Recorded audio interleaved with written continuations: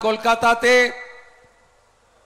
একটি হোটেলে পশ্চিমবঙ্গে অতিথি হিসেবে আসা প্রায় প্রচুর আমাদের মারা গেছেন অতিথিরা।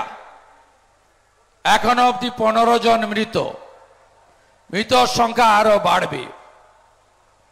আমরা যেহেতু মৃতের সংখ্যা এবং তালিকা অফিসিয়ালি প্রকাশ হয়নি, তাই আনুষ্ঠানিকভাবে শোক প্রস্তাব নিতে পারছি না।